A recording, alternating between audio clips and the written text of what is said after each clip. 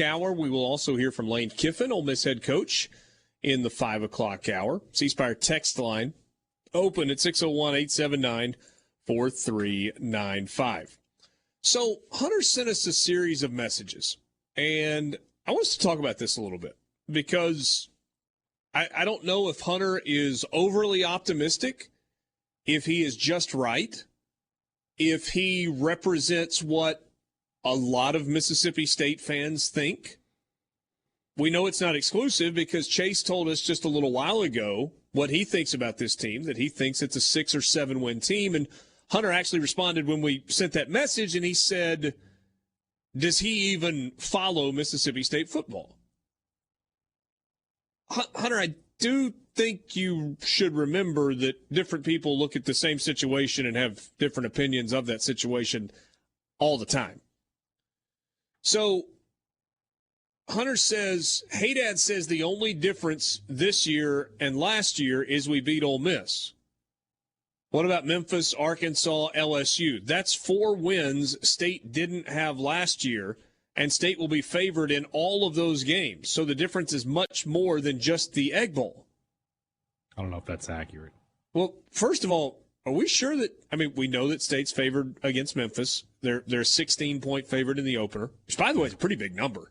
Yeah. I don't know that they'll be favored against LSU, and we'll have to see what happens when you get to the Arkansas game, what the records are. Right now, I would think LSU's probably like a 6-7 point favorite in that game. Especially if they beat Florida State. Yeah. Then. So, but that said, when you say Memphis, this is the trade-off, right? You beat Memphis this year, but you've replaced Vanderbilt with Georgia.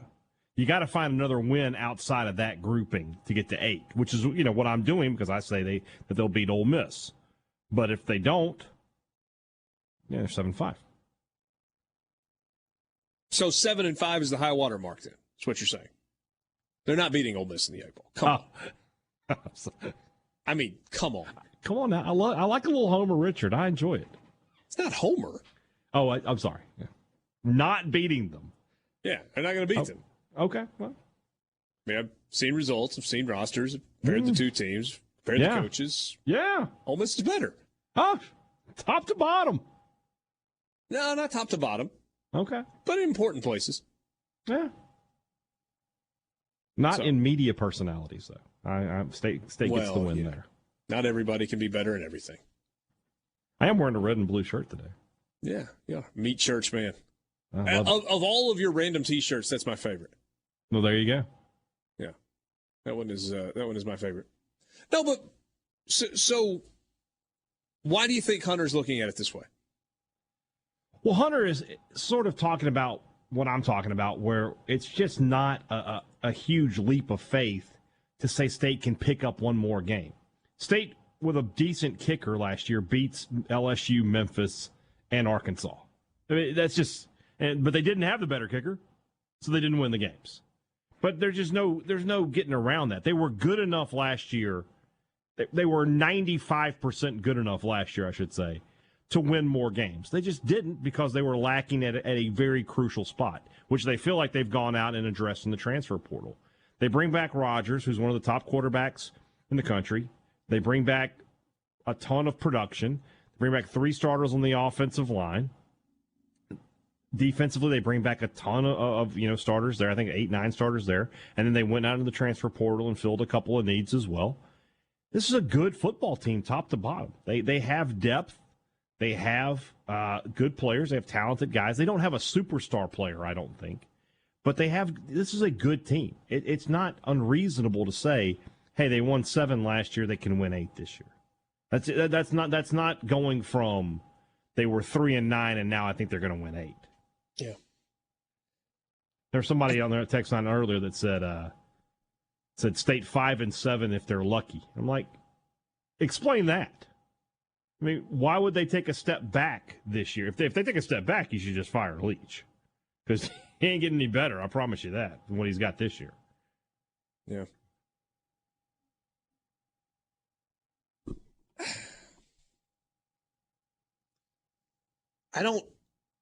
Here's what I keep going back to. And this applies to Ole Miss as well as Mississippi State. But you know what? It also applies to Arkansas, and it applies to Auburn, I think it applies to Texas A&M. The SEC West is a freaking meat grinder this year. I think the teams are really pretty even. Alabama is clearly different than everybody else. But after that, I don't think there's a whole lot of separation. And somebody has to finish 7th. And somebody has to finish 6th. And frankly, somebody has to finish 5th. The 5th place team in the SEC West might be a pretty good football team. You know who that was last year? It's Texas A&M, who beat Alabama. Yeah. State was 4th in the West last year. Arkansas was 3rd. So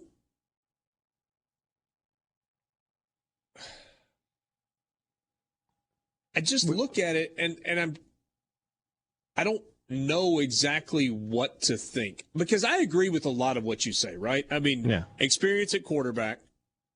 You are far more optimistic about Mississippi State's offensive line than I am. I get that. But that's fine. You're like, well, I mean, they've got to be better at right tackle because a fence post would be better at right tackle, and they're going to be adequate at left tackle, and so maybe that evens out. See, I don't look at it that way. I don't think losing a first-round offensive lineman, especially when that person is left tackle, you just go, oh, well, they'll be okay because they're going to be better at right tackle too. What I would say is the other 4 guys could be All-Americans too. So they could have 5 All-Americans last year at offensive line. If you lose Cross and you don't replace him with an All-American, you're just going to be naturally worse there. But there weren't 5 All-Americans on the offensive line. But they bring back 3 of those guys. They couldn't block 3 rushers all season long. No, that's not true. That was 2 years ago. Last season, State was much better on the offensive line. Much better. That's fair. That's fair. Because that's how Rodgers doesn't throw for 4,800 yards if he doesn't have time to do it. Yeah. No, you're right. I was thinking about 2 seasons ago. 2 seasons ago. Now, 2 seasons ago was a train wreck. I'll give you that one. Yeah. So, but to me, that's the biggest concern. And I get what you say about the offense is going to put up numbers. Somebody's got to catch those balls. Somebody's going to get those yards. Guy Polk was special last year. And he doesn't look bad in the NFL right now in the preseason stuff. And I agree with that. But the thing is, this time a year ago, did we know who Mekhi Polk was? Were we talking about, well, this guy's going to be one of the top players? No, absolutely not. So there's a guy like that. There's going to be somebody like that. You hope. I think. Hope isn't strong. I think. Who? It's going. If I had to guess, one of the questions. But again, that's so you say now it's not even I hope. I think there's going to be a person there, but then you tell me you got to guess who that person is. Well, I mean, it could be one of several guys, is what I'm saying. If you said, Brian, who do you think State's leading receiver is going to be? It's Tulu Griffin. I think he's going to get the ball into his hands a lot this year. Okay. And he can make explosive plays when he does that. So. And I think he should. Agreed. I think a lot of what would, especially with State, it's not with Ole Miss. Hold that thought, though. So a week ago, you told me you didn't even know if he was going to start. I think he had a good week of practice this week. I think he's gotten into it. Good. So I think a lot with State, especially with our listeners, is their views are painted by the last 2 games of the season. And I've talked about that a lot. I said if State had won the bowl game and finished 8-5, I think they would have had a lot of preseason hype. But they lost the Egg Bowl in the fashion they lost it, where they had some opportunities to get into the game. Ole Miss was the better team, deserved to win the game. But State had some chances to make that more of a game and didn't do it. Yeah, no question. Right. And then they go and they get just blown out in the bowl game. It's one of the worst performances of many past few years. I think that has painted everybody into this, well, I don't know. That the bowl game is an outlier. They played poorly in that game. But prior to that, they had been playing some really good football. They played great against Kentucky. They played good enough to win against Arkansas, and they just didn't have enough. They played great against Auburn. They blew out the FCS team, and then they had the Egg Bowl and the bowl game. I think that has tainted a lot of people's opinions on this season. C-Spire text line. We're going to continue this conversation in a second, but just stop this, okay? So Ole Miss replaced the best player at the most important position and fill all other holes with transfers, and they will for sure beat State. Come on, Richard. No, you come on. Listen. Engage. I was messing with Hadad about the Egg Bowl. We're actually having a substantive conversation about why he believes what he believes about this Mississippi State team. I'm not even being critical. We're talking. We're discussing. We're actually diving deep. Peeling back the layers of the onion. Parfaits have. I don't understand. I love talking about it. I mean, if we're going to talk Mississippi State and Ole Miss college football on this show, I want to talk more of it. I do think and it's fans. Fans do what fans do. But the people that are talking about 10 wins for both, show your work. Seems unlikely. Show your work. Yeah. Because right now, you still don't even know who's going to play quarterback at Ole Miss. I have a guess. I think that Lane Kiffin, and you'll hear from him later, was embellishing a little bit, just a little. I think he kind of knows who he's going to go with. I think at this point, especially when you hear his answer when he's asked about playing two quarterbacks in the first game, the face and his reaction tells you that's not going to happen. At least me. I don't know. Either way. We don't even know who that's going to be yet. We have no idea. You don't know what a Chris Partridge coach defense is going to be like. You think they've got a ton of bodies in the back six because they do have a ton of proven bodies in the back six. They've got that. They talk about how good and deep the defensive line is, but what's that going to be like without Sam Williams? I don't know. But so you say that they're only going to lose to Alabama and one more game when they're in Fayetteville, when they're in College Station. Okay, but hold on. And the same thing with State fans. You have two, and I would say the same thing about Ole Miss. You have two schedule losses. Ole Miss or State are not beating Alabama as we know them today, and they're not beating Georgia as we know them today. It's not happening. So you're telling me they're going undefeated in every other game besides Alabama and Georgia? Why do you think that other than I love my boys in maroon and white? All right, so show your work, Michael Borky says. Show your work. It's very common core of you. But I mean show your work as in like the normal way of showing your work, not in the... I know. All right, so for the conversation about the defense, and for the record, I agree with you that I think Mississippi State is going to have a good defense. I don't know if it was Hunter or somebody else said, great defense, a lot of guys returning, top 3 defense in the SEC, no question. Okay. I kind of would go to Michael Borky on that and say, show your work. But here's what I want to know when you're saying they're a top 3 defense or they're a top 20. Are we talking about total defense?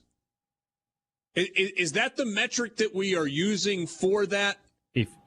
Because if we are, I'm out. I want to know scoring defense. Are you giving up points or not? They tend to be tied together, though. If you're a good total defense, you're probably a good scoring defense. Well, then how is Mississippi State 5th in total defense and 9th in scoring defense? Well, they have like 2 outlier games, Alabama and maybe the bowl game. I'm trying to think there was another game they gave up a ton of points. I mean, what's the margin there, too? What's the margin between 5th and 9th in terms of points? Is it 2 points, 3 points? 1, 2, 3, 4, 5, 21.8, 25.9. So 4 points. Yep. So State giving up 49 to Alabama sort of outlies that. When did anybody else give up 49 off? I mean, Ole Miss gave up 42. I don't know. So, I mean, my guess is if State is a top 3 total defense, they'll be a top 5 or 6 scoring defense, and that should be good enough. When somebody says a number 3 defense, I think total defense immediately. Maybe I'm just old. Yeah, that's old school. You got to think about scoring defense now. With and offenses and throwing the ball and all that stuff now. Yeah. All right, so here would be the other part of it. Tell me how big a biggest step forward Mississippi State is going to make in scoring offense. I hear what you're saying about field goals, and if they make, I understand in those individual games, if they make a field goal, it's the difference in winning or losing at least twice, maybe three, but certainly twice. At least two, yeah, for sure. But I'm more worried about touchdowns. Yeah. Mike Leach offense's total offense, 441 yards a game. That's great. I mean, march it up and down the field and up and down the field. I want touchdowns. How big of a step forward are they? They averaged 29.1 points per game a year ago. That was 10th in the SEC.